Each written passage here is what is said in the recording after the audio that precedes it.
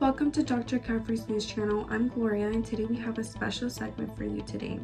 Today's topic will be covering bed sharing during infancy and if it is risky or safe for babies, or if it includes any benefits to infants as well, or if it increases chances of infants experiencing SIDS, as well as exploring why parents choose to bed share with their infants. These are all important questions that have started discussions among parents of different ages and backgrounds of different cultures. Today we'll be focusing on two studies that have explored this topic, and then later on we'll hear thoughts from our local community members and their opinions or experiences with either bed sharing or choosing not to bed share. Bed sharing during infancy has been a major discussion point for parents with both newborns and children. This topic is widespread across different factors, including age, culture, and socioeconomic status. We have reviewed studies on the subject, including research by Dr. Rashmin Rajan Das.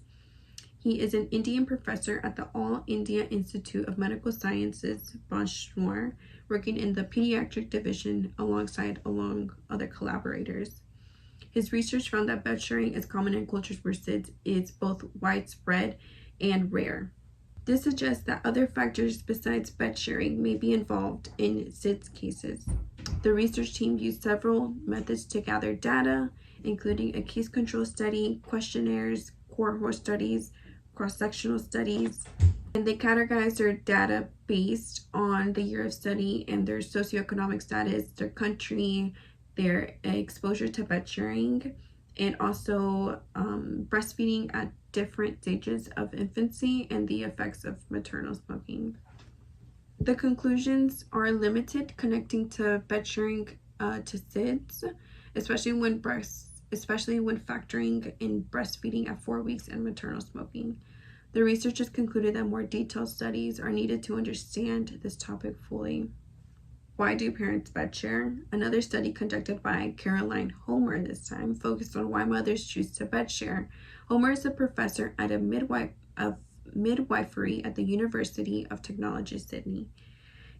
Her research concluded an anonymous online questionnaire for women over 18 and with infants up to 24 months old. The study primarily examined marriage problems and sleep deprivation. It focused on Australian mothers and found that over 90% of mothers reported difficulties with their infants' sleeping patterns. More than half said that they felt regularly sleep deprived. 41% admitted to bed sharing when their infants frequently woke up, even if they knew the risks. Additionally, a study from the UK showed that mothers who bed share are more likely to breastfeed. In conclusion to this, as we can see, bed sharing is influenced by a multiple of factors. It could be age, socioeconomic status, cultural norms, and parenting challenges that one faces. Now let's turn to our field reporter, who will share thoughts from our local community members on this topic. Thank you. Hello, today I'm here with Michael McFarland. How many kids do you have? I have 3. 3 kids. How long have you been a father? 10 years. 10 years. So you have experience. I do. So, do you ever worry about co-sleeping infants? No, we've never done that. Okay, you've never done that. No. But you know what it is. Yes. Sleep with babies, right?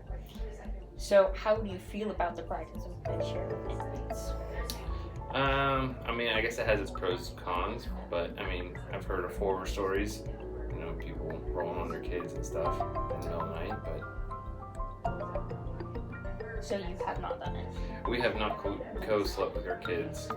Okay, so you believe it's unsafe? Yes. For the most part? So you're aware of the risks and the benefits associated with infant bed sleeping? So what's the benefits?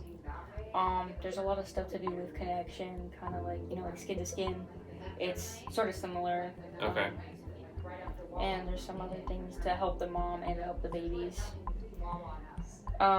So what safety precautions, if any, do you think parents should take with bed sharing? Bed sharing, probably the number of blankets and stuff on the bed, I would say, and make sure your bed is big enough for your infant to be with you in it. So not two parents and like, I think a queen would be too small. I mean, try to fit everyone in the bed. I think More blankets or less blankets? less blankets. Less blankets. Yes. Okay. So, do you know if your parents or grandparents practice bed sharing with their children? Or you? I don't think they did. No. Do you think it's more common in certain cultures or communities? Probably some cultures. It's probably just because of living conditions and stuff. Yeah. What alternatives to bed sharing do you think are best for parents who want to keep their babies close at night?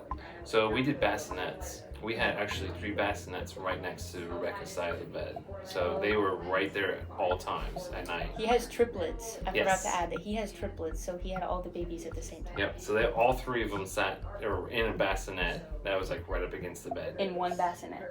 In their own bassinets. Oh, their all own. 3 right up against the bed. So one in a bassinet, another one in a bassinet, and another one in a bassinet. So all 3 right up against the bed. Yeah. How did that go? Good. Good? Good, yeah, because then I was working at the time, Rebecca wasn't, so if they got up in the middle of the night, she was able to take care of them and stuff, so I think it worked good. So you kept that the whole time until they grew out of it? Yeah, until they got old enough and they started tossing and turning more in their bassinets, and it was finally time to move them from a bassinet to a crib. So would you consider using like a bedside sleeper or co-sleeper as a compromise? So Kind of like similar? yeah, definitely. I would do that because it's kind of the same concept as the bassinets, yeah. Did you still feel like connected with the baby, or was it kind of just like if they wake up, you have to get up and take No, care of the because they issue? felt like they were in the room with you, so I felt that there was a connection there. That's good. So what advice would you give to new parents who are considering bed sharing? And just like you said, weigh out the pros and the cons. Make sure you're practicing, safe habits with the baby inside the bed. And if you don't feel comfortable with it, then I definitely recommend doing like a bassinet or something, or the co-sleeper, something that's next to the bed.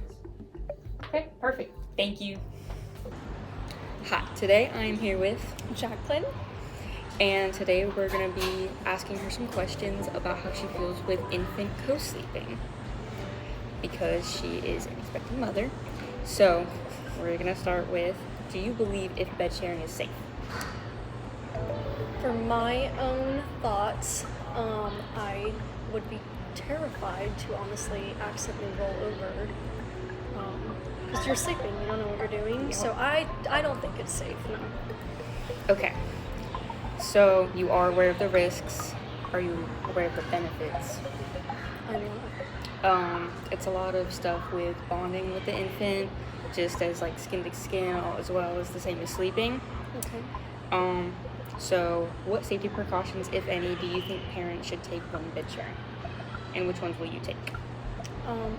If they were to bed share, I would definitely recommend maybe like the newborn plush pillows that they're either in their own little spot but they're still there.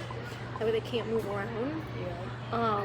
Or if not, and you still want to do like a co-sleeping style, maybe have just like a little nesting cribby thingy next to the bed, where it's easy access to, get to the baby, but they're still there. Bedside sleepers. Bedside sleeper, yes, that. There we go. A bedside. So Yeah. that brings me to my next question. Would you consider using a bedside sleeper or a co-sleeper as a compromise? I would. Great. I would. So do you think, what are the best alternatives to bed sharing do you think are the best for parents who want to keep their baby close at night? Would you say that that's the best I option? would say so, yeah. Do you know if your parents or grandparents practice bed sharing with their children or with you? I don't think so. No? I think Crib? it was here's the crib. Crib? Yeah. I think I got the crib too. And so, last question is, what advice would you give to new parents who are considering bed sharing?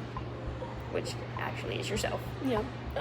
Do what makes you feel comfortable. At the end of the day, it's your experience. There's no instruction manual. There's recommendations and safety concerns for everything that you do, but do what makes you feel comfortable and can sleep at night. Perfect. Thank you. You're welcome. Hello, this is Isaac Valeria, and this is Rebecca Schaefer. okay. So, are you consenting to interview? I am very excited for this interview today. Okay. So do you know what bed sharing is? I do know what bed sharing is. Okay. How do you feel about bed sharing? I feel like bed sharing, um, as much as bed sharing can develop a bond between like parents and baby, I think that bed sharing is unsafe sleep. I am, however, open to finding different ways to bed share, like having maybe a crib on the side that has a divider or something, but baby's safe sleep, it should be um, flat on the back and nothing else in the crib. But yeah. So you know the consequences of bed sharing and Yes. Yes, an unsafe sleep, of course. yeah, it can create, side effects with the baby or Absolutely. um have you would you consider having your baby sleep with you in the bed? Or not? I would consider looking into something like a side sleeper crib, something along the lines of that. But as someone who, I don't have any kids, but I worked in a daycare, I do feel that like safe sleep is the best sleep. And as long as baby is safe, that is the most important thing. Of course, did your parents sleep with you on the No, my parents did not co-sleep. No. Okay. Okay. Thank you. Absolutely.